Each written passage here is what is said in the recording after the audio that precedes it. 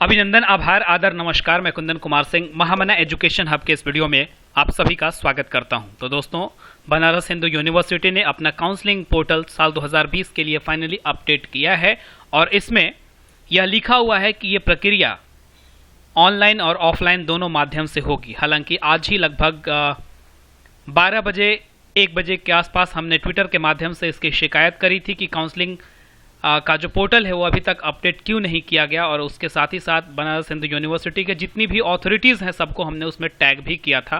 But खुदा खास्ता ये अच्छा हुआ कि इसे अपडेट फाइनली आज किया गया। हालांकि कोई भी शेड्यूल अभी नहीं दिख रहा है। पीजी की काउंसलिंग कहने के लिए 1 तारीख से स्टार्ट होनी थी, लेकिन अभी तक भी अगर उसके शेड्यूल में देखने की कोशिश करेंगे तो इट इज़ रिटन की still waiting for the schedule.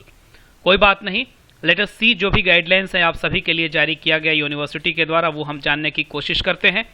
इसमें क्लियरली लिखा हुआ है कि ये जो माध्यम है काउंसलिंग का, ये दोनों में होगा, ऑनलाइन और ऑफलाइन में, वो आपको सेलेक्ट करना होगा। इंस्ट्रक्शंस देख लेते हैं। ऑनलाइन मोड में, read all the guidelines, procedure and documents required for the counselling very carefully as mentioned in the call letter. जो आपका कॉल लेटर है वो काउंसलिंग पोर्टल पर ही जनरेट होगा। आपको लॉगिन करना होगा अपने ईमेल आईडी और पासवर्ड से। यहाँ यूजी स्टूडेंट लॉगिन लिखा हुआ है, पीजी स्टूडेंट लॉगिन लिखा हुआ है। इसी में लॉगिन करने के बाद में आप अपना कॉल लेटर डाउनलोड कर सकते हैं। And after downloading it you have to read it very very carefully, कि कुछ छूट नहीं रहा है। जो भी चीज़ें आपसे कही जाएंगी उसी हिसाब से आपको एक्शन लेना है, करना है। आगे यह लिखा हुआ है कि if you are opting for online mode, be sure that there is no need for attending physical offline counseling on the day of your call.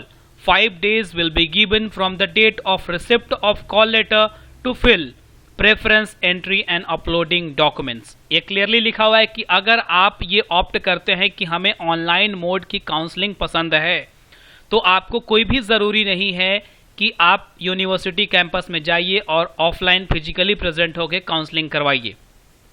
Call letter receive करने के बाद से 5 दिन दिए जाएंगे आपको डॉक्यूमेंट्स अपलोड करने के लिए, और प्रेफरेंस एंट्री सबको भरना ज़रूरी है।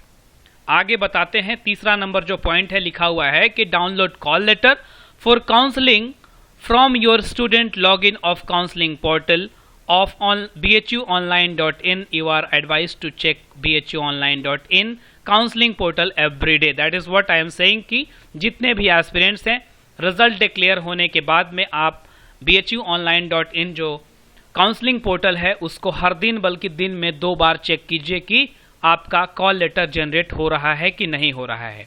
अब ऑफिशियली ये अनाउंस किया गया है कि क्या क्या चीज़ें, डॉक्यूमेंट्स आपको मैंडेटरी है, ज़रूरी है ऑनलाइन काउंसलिंग के लिए। इनफैक्ट ऑनलाइन और ऑफलाइन दोनों में इसकी ज़रूरत पड़ेगी, इसमें कोई डाउट नहीं है, बिकॉज डॉक्यूमेंट्स तो सबके लिए बराबर ही ज़रूरी होंगे।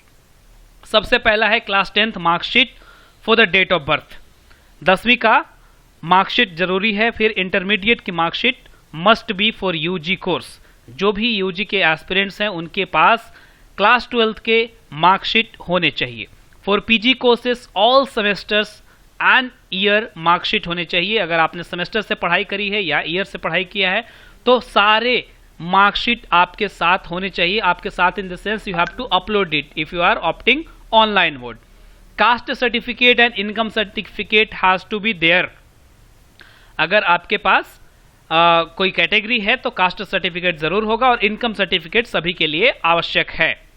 आगे लिखा हुआ है कि PWD person with डिसएबिलिटीज medical certificate bye CMO annexure 9 में। अनेक्चर 9 के अनुसार उस चीज को डाउनलोड करना है, and then you have to get it signed by CMO chief medical officer.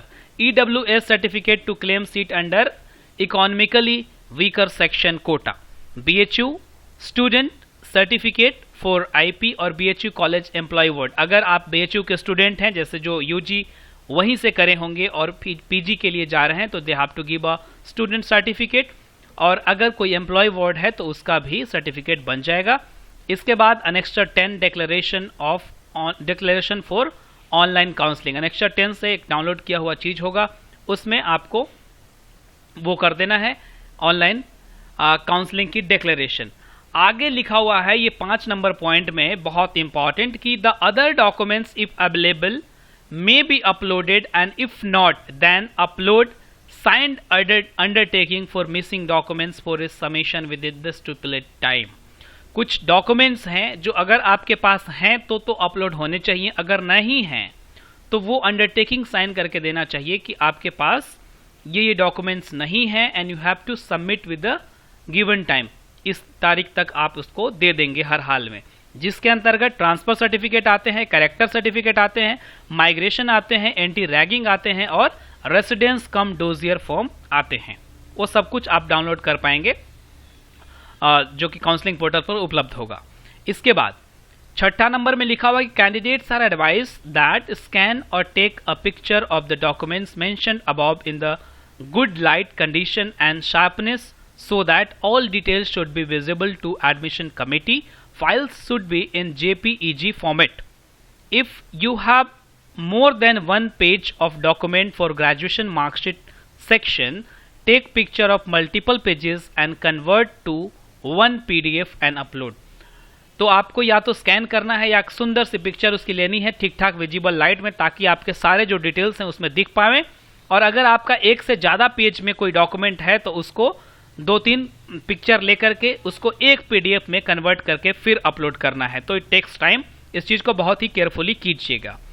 7वां number लिखा हुआ है कि once all the compulsory documents uploaded, click proceed button visible at the last submission.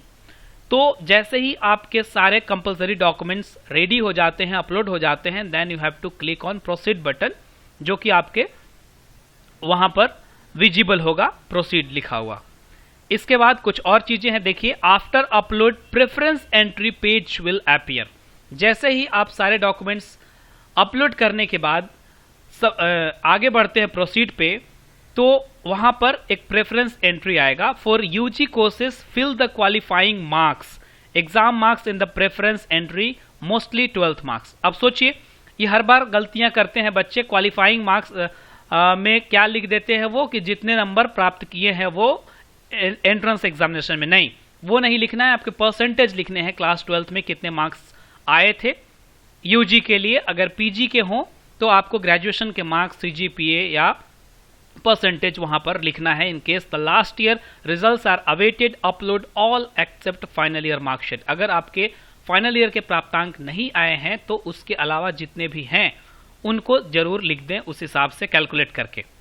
आगे लिखा हुआ है कि in preference entry give option for hostel and consideration under paid seat. तो प्रेफरेंस एंट्री में ही आपको ये चूज करना है कि whether you require hostel or not, और पेड सीट आप लेने के हालत में है कि नहीं, मतलब पसंद करेंगे कि नहीं अगर आपको ऑफर किया जाएगा.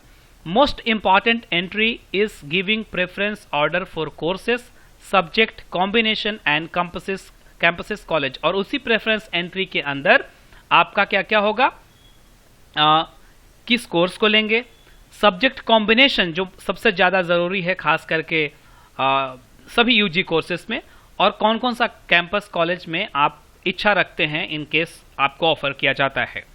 आगे लिखा हुआ है कि where many subject combinations are available, fill all the preference in your interest order with FMC, that is faculty, DAV, Arya Mahila PG college, VKM, VCW, RGSC campus college preference.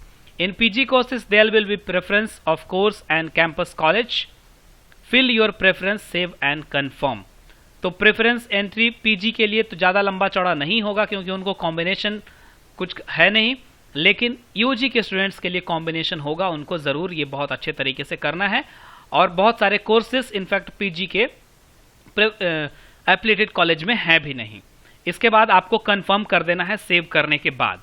आगे बढ़ते हैं कि you may allow to edit option only till admission committee confirm verification. Status of the verification may be checked at your student login after completion of verification. और अगर जब तक verification आपका नहीं हुआ है तब तक आप चेंज भी कर सकते हैं जिस प्रेफरेंस को भरा है आपने. अगर उन्होंने एक बार कंप्लीट कर दिया वेरिफिकेशन तो उसके बाद शायद आप उस चीज को बदल नहीं सकते जो आपने सेव एंड कंटिन्यू कर दिया है. Thereafter, a confirmation page will appear with all details of candidate, their preference order and the list of documents uploaded by you. Print or save this page of confirmation as proof of submission. चाहे तो आप उसका photo भी खींच लीजिएगा screen से अपने mobile phone में। You are advise to check the status of the course subject allotment at your student counseling portal every day from the date of counseling mentioned in your call letter. If you are allotted the course or subjects, it will visible at allotment page. Proceed for online fee submission. See details in the call letter. Only 24 hours till 5 p.m. will be given for fee submission. No request for extension of fee submission will be entertained. ठीक है। इसके बाद 12वां number है कि send email for locking सब course if you are satisfied for upgradation wait for the next round. तो ये पिछले साल की तरह ही होता है कि फी पेमेंट करने के बाद आप लॉक करना चाहें लॉक कर दें। अगर आपको लगता है कि आपके इच्छानुसार कॉम्बिनेशन नहीं मिला है तो आप उसको अपग्रेडेशन के लिए भी छोड़ सकते हैं। अगर होना होगा तो हो जाएगा, अदरवाइज वो वैसे ही सेव हो जाएगा और फिर आपको उसी में पढ़ाई करनी पड़ेगी। तो ये सारी चीजें हैं, इस चीज का ध्यान रखें कि सिर्फ 24 घंटे ही मिलेंगे आपको फी पेमेंट के लिए जो ऑनलाइन करना होगा। ठीक है, बाकी ये सारी प्रक्रियाएं ऑफलाइन के लिए भी रहेगी, बस अंतर इतना होगा कि ऑफलाइन वाले स्टूडेंट्स को वहां पर जाकर के काउंसलिंग करवानी पड़ेगी।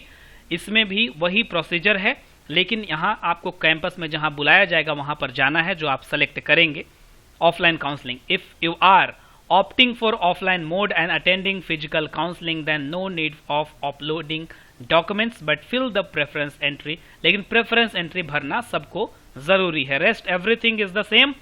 download call letters वही करना है आपको।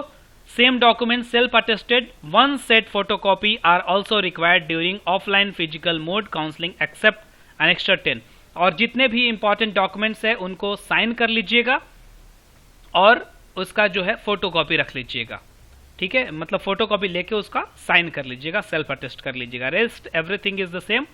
The same documents are also required during the offline physical mode of counselling. If not available then a declaration of submission within the stipulated time is required. वही जो सारी चीजें हमने वहां बताई वही है। तो एवरीथिंग इज द सेम। जहां बुलाया जाएगा, जिस डेट में बुलाया जाएगा, you have to present there with all your documents, और जो नहीं होंगे उसके लिए आपको एक तरीके से रिटर्न में देना पड़ेगा। तो thank you for watching, kindly share the video. बहुत सारे लोग इसका इंतजार कर रहे थे। बहुत बहुत धन्यवाद। All the best.